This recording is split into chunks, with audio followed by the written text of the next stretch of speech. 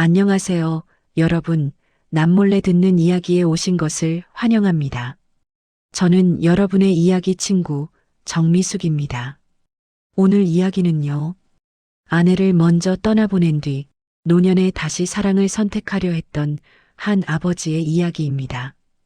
그 선택을 가장 강하게 반대한 사람은 남도 이웃도 아닌 바로 자식들이었습니다. 끝까지 들으시면 도대체 누가 가족인가? 그 질문이 마음에 오래 남으실 겁니다. 그럼 시작하겠습니다. 아버지는 70이 넘어서야 집안의 정막을 제대로 느끼기 시작했습니다. 아내가 떠난 뒤 밥상은 늘 밥만 차려졌고 국은 한 번 데우고 나면 다시 손이 가지 않았습니다. TV를 켜놓아도 사람 목소리는 흘러가고 집안에는 자기 숨소리만 남았습니다. 처음 한 달은 괜찮다고 생각했습니다. 40년을 함께 산 사람이 하루아침에 사라졌는데 적응하는데 시간이 필요하다고 스스로를 달랬습니다. 아침에 일어나서 세수하고 밥 먹고 산책 나가면 하루가 갔습니다. 저녁이 되면 또 TV를 켰고 뉴스를 보다가 잠이 들었습니다. 그런데 한 달이 지나고 석 달이 지나니까 뭔가 이상했습니다. 밥을 먹어도 배가 차지 않았습니다. 입에 넣고 씹는데 맛이 없었습니다. 그냥 목으로 넘기는 것, 그 자체가 일이었습니다. TV를 봐도 무슨 내용인지 머리에 남지 않았습니다. 화면만 멍하니 보다가 정신을 차리면 시간이 지나 있었습니다. 아버지는 매일 아침 아내의 사진 앞에서 양말을 신었습니다. 여보, 오늘도 별일 없겠지. 대답은 없었지만 그렇게 말이라도 해야 하루가 시작됐습니다. 옷장을 열면 아내 옷이 그대로였고 화장대 위에는 아내가 쓰던 로션이 그대로 놓여 있었습니다. 아버지는 그걸 치우지 못했습니다. 한 번은 딸이 와서 물었습니다. 아버지, 엄마 옷 정리 안 하세요? 이렇게 그대로 두시면 마음만 아프실 텐데. 아버지는 고개를 저었습니다. 아직은 조금만 더 두자.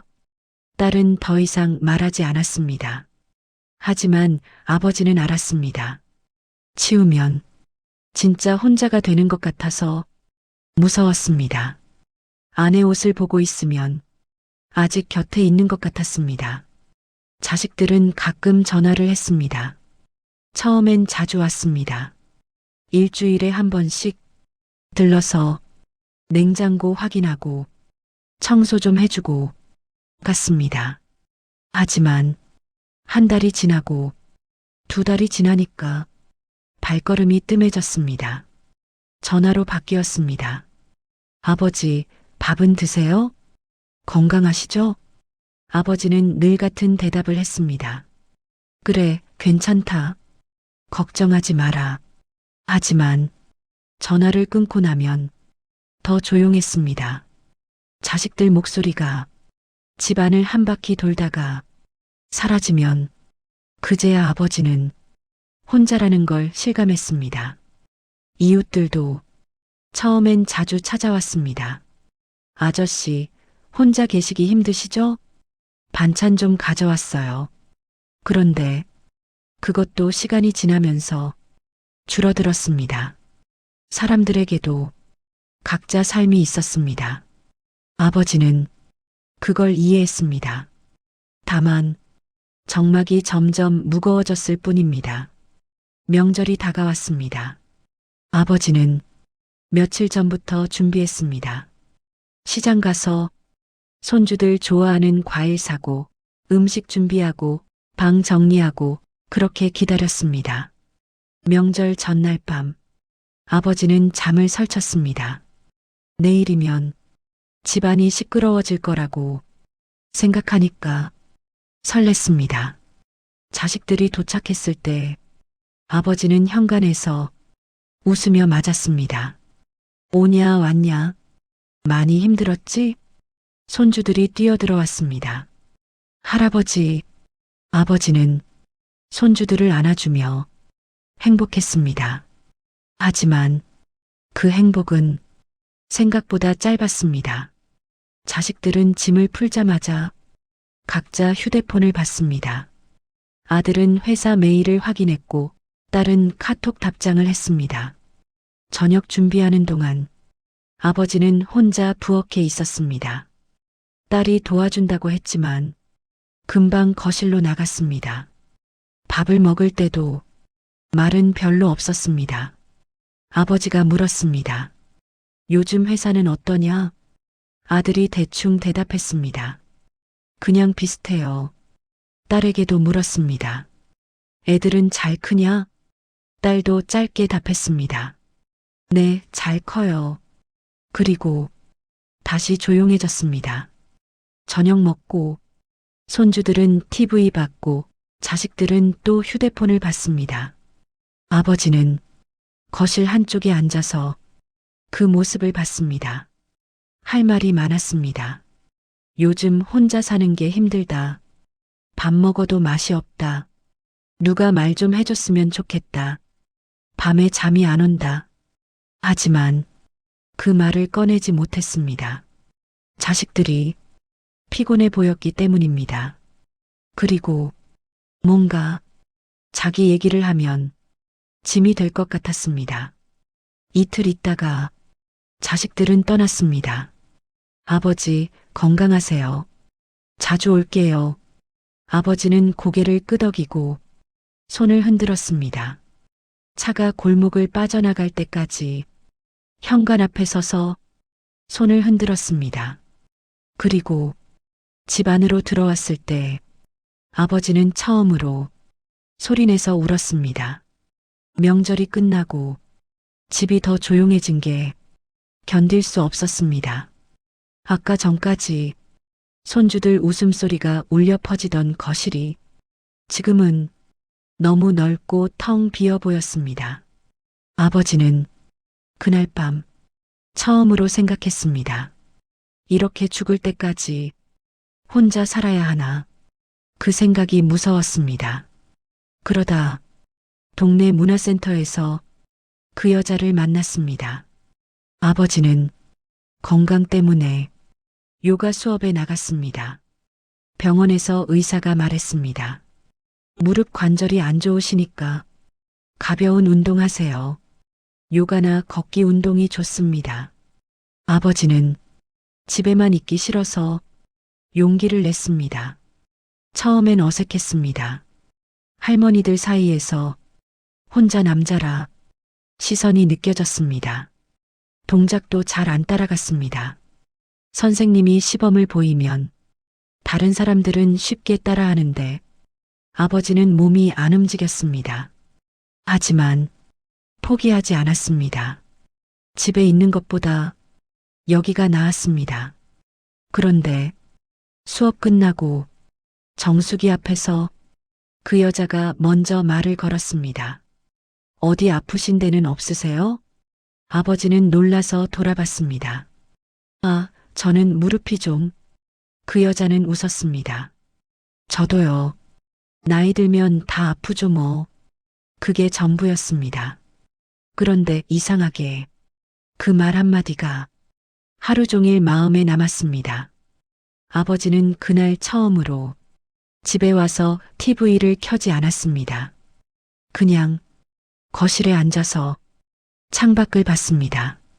누군가 자기에게 말을 걸어준 게 이렇게 오래 남을 줄 몰랐습니다.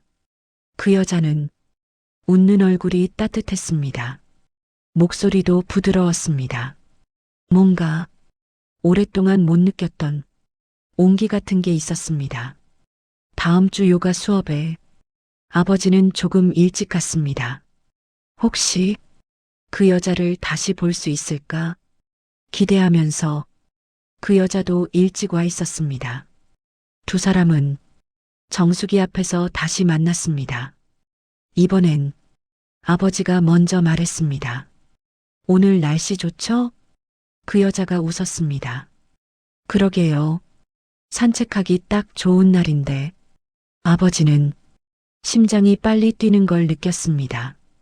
이 나이에도 이런 감정이 있다는 게 신기했습니다. 용기를 냈습니다. 혹시 수업 끝나고 시간 되시면 같이 산책 한번 할까요? 그 여자는 잠깐 망설이더니 고개를 끄덕였습니다. 좋아요. 그날 두 사람은 공원을 천천히 걸었습니다. 말은 많지 않았습니다. 그냥 나란히 걷는 것만으로 뭔가 채워지는 기분이었습니다. 벤치에 앉아서 잠시 쉬었습니다. 그 여자가 먼저 물었습니다. 혼자 사세요? 아버지는 고개를 끄덕였습니다. 네, 아내가 작년에 갔습니다. 그 여자도 조용히 말했습니다. 저도요. 남편이 재작년에요. 두 사람은 서로를 봤습니다. 설명하지 않아도 알 것 같았습니다. 그 빈자리가 얼마나 큰지, 그 정막이 얼마나 무거운지, 그 외로움이 얼마나 깊은지, 아버지는 그날 처음으로 누군가에게 진짜 속마음을 꺼냈습니다. 혼자 사는 게 정말 힘듭니다. 아무도 얘기할 사람이 없어요. 그 여자는 아버지 손을 가볍게 잡았습니다. 저도요. 매일 똑같아요. 말할 사람이 없으니까 하루 종일 입을 안 열어요. 아버지는 그 손의 온기가 이렇게 고마울 줄 몰랐습니다. 그날부터 두 사람은 자주 만났습니다. 요가 수업 끝나고 산책하고 가끔 카페에서 차 마시고 동네 시장 구경도 같이 갔습니다. 처음엔 조심스러웠습니다. 주변 시선이 신경 쓰였습니다. 하지만 시간이 지나면서 그런 것도 잊어버렸습니다. 그냥 둘이 있으면 편했습니다. 아버지는 오랜만에 웃는다는 걸 느꼈습니다. 밥을 먹어도 맛이 났고 아침에 일어나도 기분이 좋았습니다. 내일 그 사람 만난다고 생각하면 하루가 기다려졌습니다. 그 여자는 아버지와 같은 나이였습니다. 73, 남편을 먼저 떠나보낸 것도 자식들이 각자 살고 있다는 것도 똑같았습니다. 서로 설명하지 않아도 알아듣는 말이 많았습니다. 아버지는 그 여자와 함께 있으면 숨이 좀 쉬어진다고 느꼈습니다. 가슴이 답답하지 않았습니다. 이야기하지 않아도 옆에 있는 것만으로 위로가 됐습니다. 몇 달이 지났습니다. 어느 날 카페에서 차를 마시는데 그 여자가 조심스럽게 물었습니다. 우리 이렇게만 만날 건가요? 아버지는 그 말의 뜻을 알았습니다. 아버지도 같은 생각을 하고 있었습니다. 하지만 쉽게 대답하지 못했습니다. 자식들 얼굴이 떠올랐기 때문입니다. 친척들 얘기도 떠올랐습니다. 장례식 때 친척들이 했던 말, 아이고, 얼마나 힘드시겠어요. 이제 혼자 어떻게 사세요? 그때는 위로처럼 들렸는데 지금 생각해보니 다른 의미였습니다. 혼자 살아야 한다는 강요 같았습니다. 아버지는 조심스럽게 말했습니다. 자식들이 뭐라고 할까봐. 그 여자는 웃었습니다. 쓸쓸한 웃음이었습니다. 저도 같아요. 우리 아들도 반대할 거예요. 근데요, 우리 인생 아닌가요? 그 말에 아버지는 뭔가 확 트이는 걸 느꼈습니다. 맞습니다. 우리 인생입니다. 근데 왜 자식들 눈치를 봐야 합니까? 그 여자가 말했습니다. 저 사실 무서워요. 또 혼자 늙는 게. 아버지도 고백했습니다. 저도요. 집에 혼자 있으면 너무 외로워요. 두 사람은 서로를 봤습니다. 그리고 동시에 웃었습니다. 이 나이에 이런 대화를 한다는 게 신기하기도 하고 조금 부끄럽기도 했습니다. 하지만 진심이었습니다. 재혼 이야기를 꺼내기까지 아버지는 더 오래 고민했습니다. 밤마다 천장을 보며 생각했습니다. 자식들 얼굴이 떠올랐고 아버지 나이에 무슨 그 말이 먼저 들리는 것 같았습니다.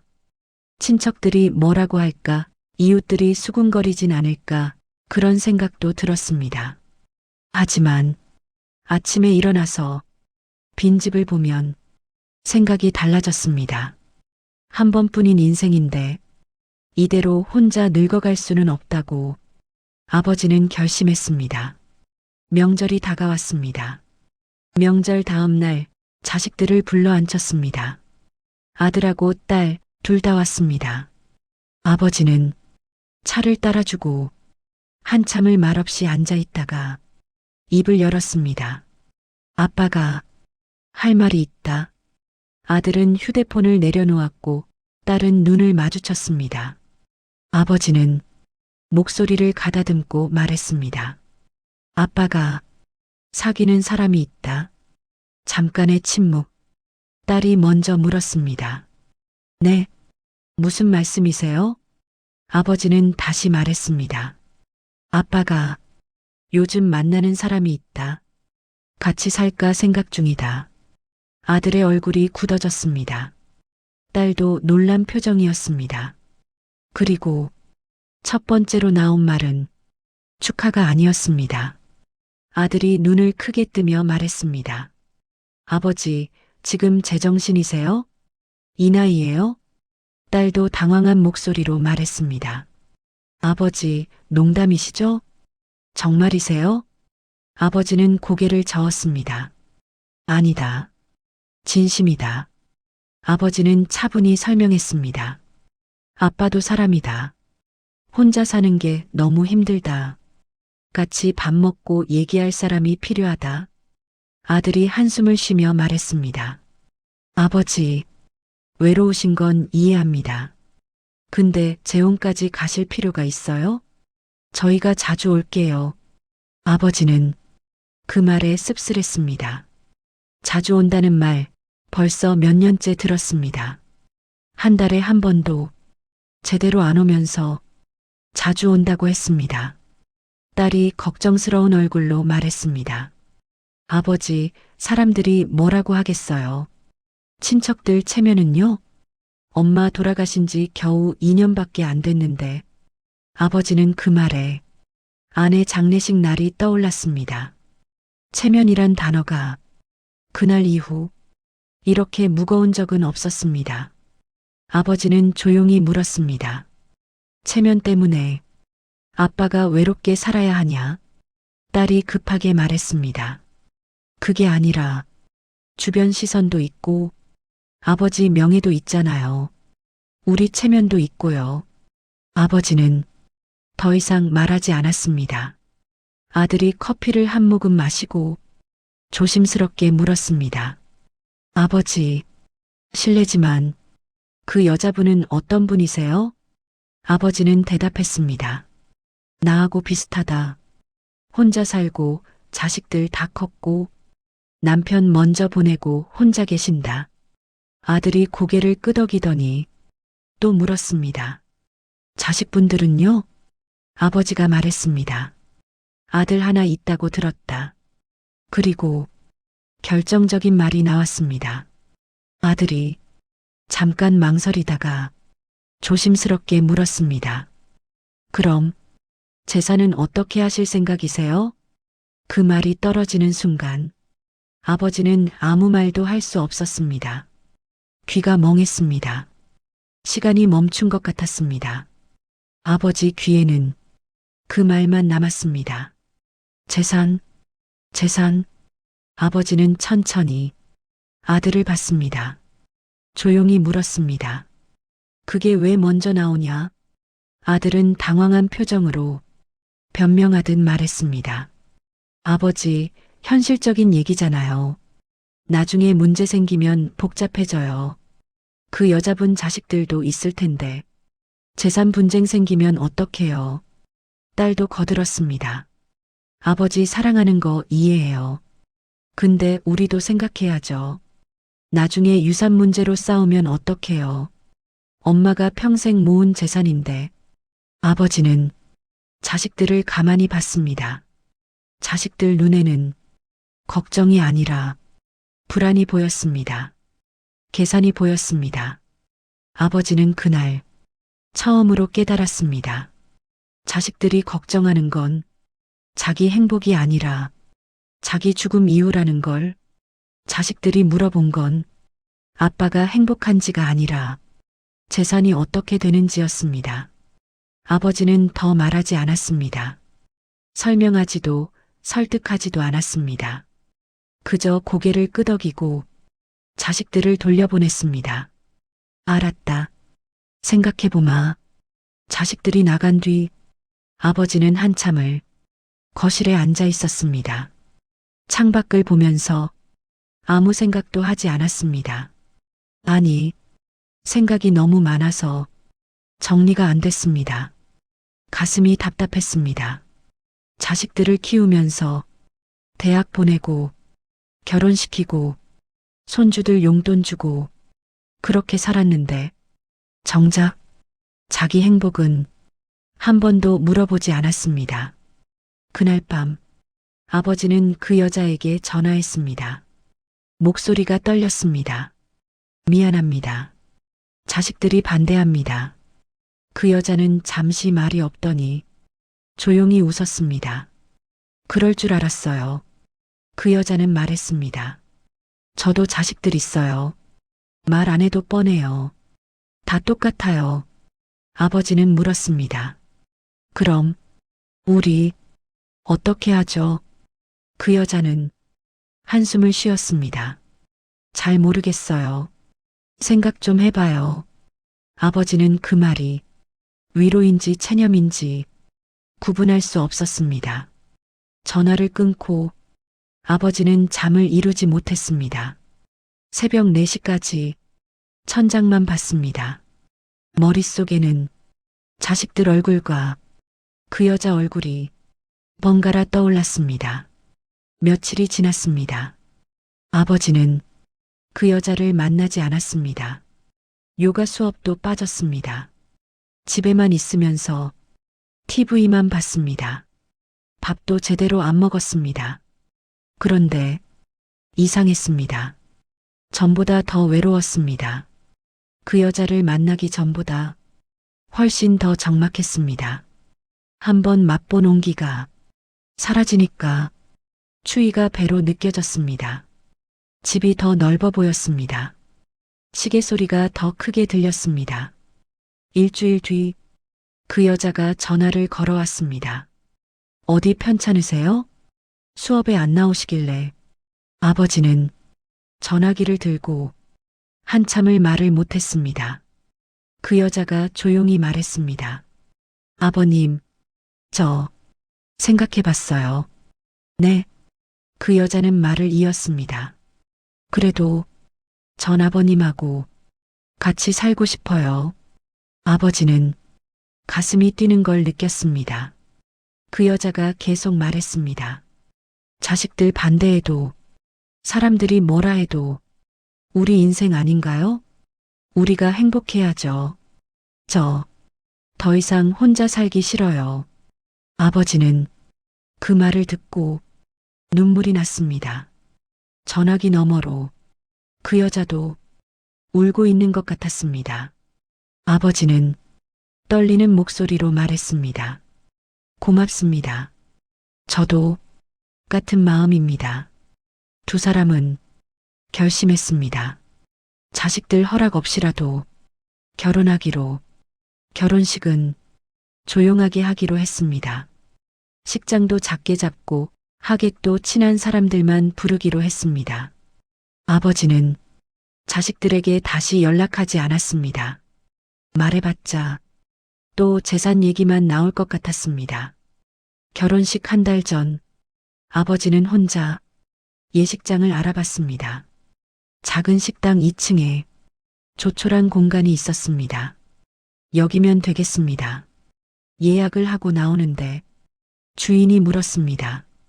손님 혹시 재혼이세요? 아버지는 고개를 끄덕였습니다. 주인이 웃으며 말했습니다.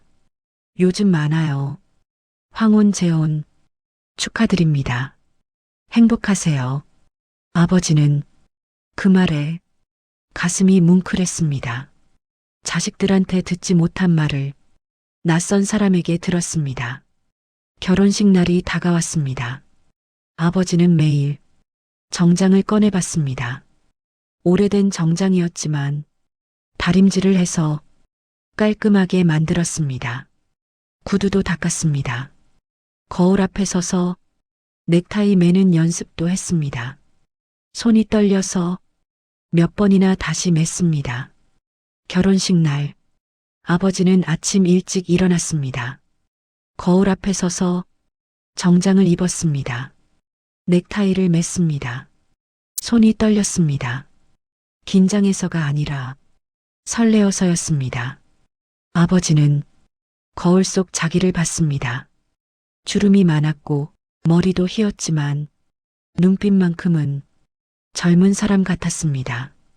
식장으로 가는 길, 택시 안에서 아버지는 혹시나 하는 마음에 자식들에게 메시지를 보냈습니다. 오늘 아빠 결혼식이다. 올 수 있으면 와라. 답장은 오지 않았습니다. 택시 기사가 물었습니다. 오늘 좋은 일 있으세요? 표정이 좋으신데 아버지는 웃었습니다. 네, 결혼식이에요. 택시 기사가 놀라며 말했습니다. 아, 축하드립니다. 행복하세요. 아버지는 또 한 번 낯선 사람에게 축하받았습니다. 식장에 도착했습니다. 빈 의자가 많았습니다. 친구 몇 명, 이웃 몇 명, 요가 교실 선생님. 그게 전부였습니다. 아버지는 맨 앞자리 2개를 비워뒀습니다. 자식들이 혹시 올까봐 마지막까지 기다렸습니다. 시간이 되어도 오지 않았습니다. 전화도 오지 않았습니다. 아버지는 그 순간 마음을 정리했습니다. 그래도 괜찮다. 오늘은 내 인생이다. 결혼식이 시작됐습니다. 그 여자는 흰 옷을 입고 천천히 걸어왔습니다. 화려하지 않았지만 단정하고 고왔습니다. 얼굴에는 미소가 있었습니다. 아버지는 그 손을 꼭 잡았습니다. 손이 따뜻했습니다. 주례는 없었습니다. 대신 사회자가 2 사람을 소개했습니다. 2 분은 인생의 황혼에 다시 사랑을 선택하셨습니다. 그 용기에 박수를 보내주십시오. 사람들이 박수를 쳤습니다. 많지 않은 박수였지만 아버지 귀에는 천둥 소리처럼 크게 들렸습니다. 그때 아버지는 문을 봤습니다. 혹시 자식들이 올까? 하지만 끝내 문은 열리지 않았습니다. 아버지는 빈자리를 봤습니다. 서운했습니다. 가슴 한쪽이 아팠습니다. 하지만 더 이상 부끄럽지 않았습니다. 옆을 봤습니다. 그 여자가 자기를 보며 웃고 있었습니다. 그걸로 충분했습니다. 사회자가 마지막으로 말했습니다. 2 분의 선택을 축하합니다. 아버지는 웃었습니다. 진심으로 웃었습니다. 결혼식이 끝나고 작은 피로연을 했습니다. 사람들이 와서 축하한다고 말했습니다. 아버지는 한 사람 한 사람에게 감사하다고 말했습니다. 집으로 돌아오는 길, 아버지는 그 여자 손을 잡았습니다. 고맙습니다. 그 여자가 물었습니다. 왜요? 아버지는 말했습니다. 함께 해줘서요. 그날 밤, 아버지는 자식들에게 단체 메시지를 보냈습니다. 아빠 결혼했다. 축하는 없어도 된다. 다만 기억해라. 아빠 인생은 아빠 것이다. 며칠 뒤 아버지는 실행에 옮겼습니다. 아버지는 변호사를 찾았습니다. 그리고 말했습니다. 유언을 다시 쓰고 싶습니다. 변호사가 물었습니다. 자식분들께 모두 상속하실 건가요? 아버지는 고개를 저었습니다. 아닙니다. 아버지는 차분히 말했습니다. 아내 몫은 아내에게, 나머지는 내가 쓰다 가겠습니다. 변호사가 놀라 물었습니다. 자식분들은요? 아버지는 웃으며 말했습니다. 이미 충분히 받았습니다. 학비도 대줬고, 결혼 자금도 줬고, 집 장만할 때도 도와줬습니다. 내 인생까지 가질 권리는 없습니다. 변호사가 조심스럽게 말했습니다. 자식분들이 섭섭해 하실 수 있습니다. 아버지는 단호하게 말했습니다. 섭섭한 건 저입니다. 아버지 행복은 한 번도 안 물어보고 재산부터 물었습니다. 그게 더 섭섭합니다. 변호사는 더 이상 말하지 않았습니다. 그냥 유언장을 작성했습니다. 그 소식은 금방 자식들에게 전해졌습니다. 누가 알려줬는지는 모르겠지만 아들이 급히 전화를 걸어왔습니다. 아버지, 그게 무슨 말이에요? 유언장을 다시 쓰셨다고요?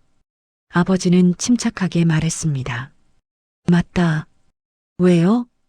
저희한테 왜 상의도 안 하세요? 아버지는 씁쓸하게 웃었습니다. 상해? 너희가 결혼할 때 아빠한테 상의했냐?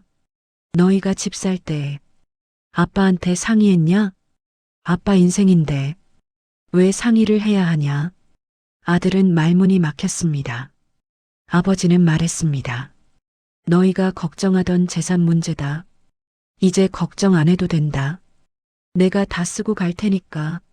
아버지, 그건 너무하시는 거 아니에요?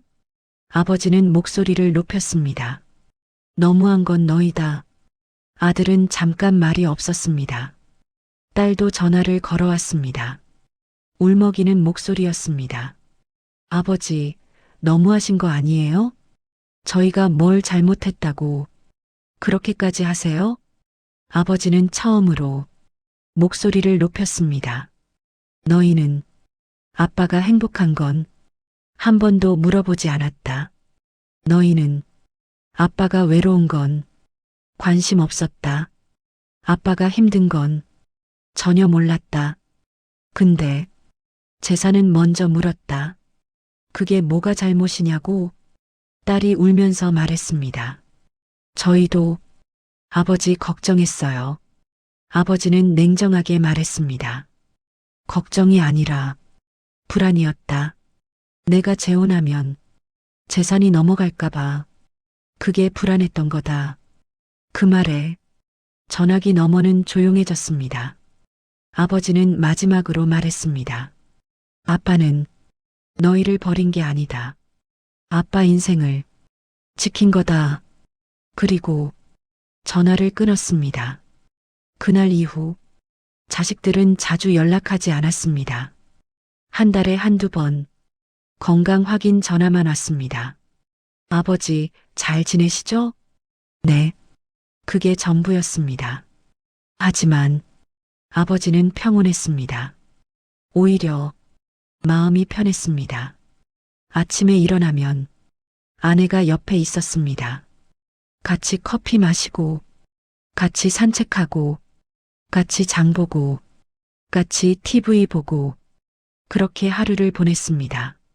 말이 많지 않아도 옆에 누가 있다는 것, 그게 이렇게 큰 위안인지 아버지는 처음 알았습니다. 저녁을 먹고 설거지를 하는데 아내가 옆에서 거들었습니다. 제가 할게요. 아니, 같이 하면 되지. 그런 사소한 대화가 아버지는 좋았습니다. TV를 보다가 서로 웃는 것도 좋았습니다. 자기 전에 잘 자라고 말하는 것도 좋았습니다. 아버지는 늦게 배웠지만 확실히 알게 됐습니다. 사랑은 허락받는 게 아니라 선택하는 거라는 걸, 그리고 나이는 사랑의 자격을 빼앗지 못한다는 걸. 몇 달이 지났습니다. 어느 일요일 오후 초인종이 울렸습니다. 아버지가 문을 열었습니다. 딸이 서 있었습니다. 혼자였습니다. 아버지, 딸의 눈이 빨갛게 부어 있었습니다. 아버지는 딸을 안으로 들였습니다. 차 한 잔 마시겠냐? 딸은 고개를 저었습니다. 그냥 할 말이 있어서요. 딸은 한참을 말없이 앉아 있다가 입을 열었습니다. 아버지, 제가 많이 잘못했어요.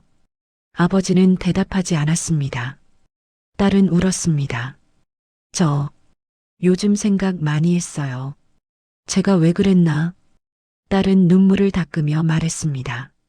저도 나중에 늙으면 혼자 살 수도 있잖아요. 그때 애들이 저한테 재산 얘기부터 하면 어떨까? 그 생각하니까 너무 무서웠어요.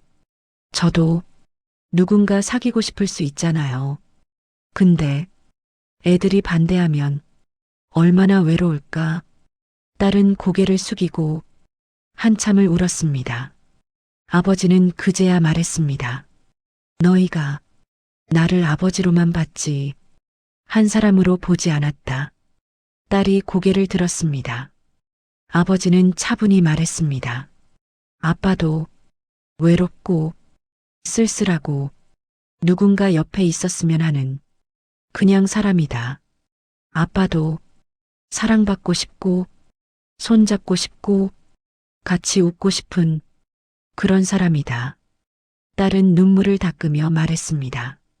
죄송해요. 이제 알았어요. 아버지는 딸의 손을 잡았습니다. 이해한다. 너희도 처음 겪는 일이니까. 딸이 물었습니다. 아버지, 행복하세요? 아버지는 웃으며 고개를 끄덕였습니다. 그래, 지금이 제일 좋다. 외롭지 않다. 딸이 작게 웃었습니다. 다행이에요. 딸이 가기 전에 아버지는 마지막으로 말했습니다. 사랑은 늦어도 된다.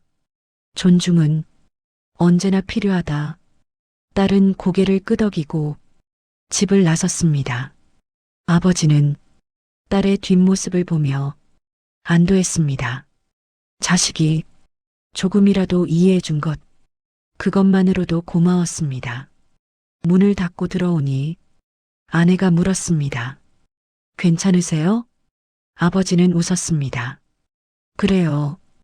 이제 괜찮아요. 여러분, 황혼의 사랑은 철없음이 아닙니다. 사람은 나이가 들어도 외롭고 사랑받고 싶고 손을 잡고 싶습니다. 누군가의 선택을 재산으로 재단하는 순간 그건 가족이 아닙니다. 오늘 이야기의 통쾌함은 누군가를 벌준 게 아닙니다. 아버지가 자기 인생을 되찾았다는 데 있습니다. 여러분도 이런 고민하고 계신가요? 주변에서 황혼 재혼을 반대하고 있나요? 아니면 부모님이 새 사랑을 시작하는데 마음이 복잡한가요? 그럴 때 이것만 기억하세요. 가족이라는 이름으로 누군가의 행복을 막을 권리는 누구에게도 없습니다. 사랑에는 나이 제한이 없습니다. 행복에는 허락이 필요 없습니다. 지금 이 이야기를 들으며 누군가가 떠오르셨다면 오늘은 한번 이렇게 물어보세요. 행복하세요? 그 질문 하나가 사람을 살립니다. 그 질문 하나가 관계를 바꿉니다. 그 질문 하나가 진짜 가족을 만듭니다. 지금까지 남몰래 듣는 이야기였습니다. 다음 이야기에서 또 뵙겠습니다.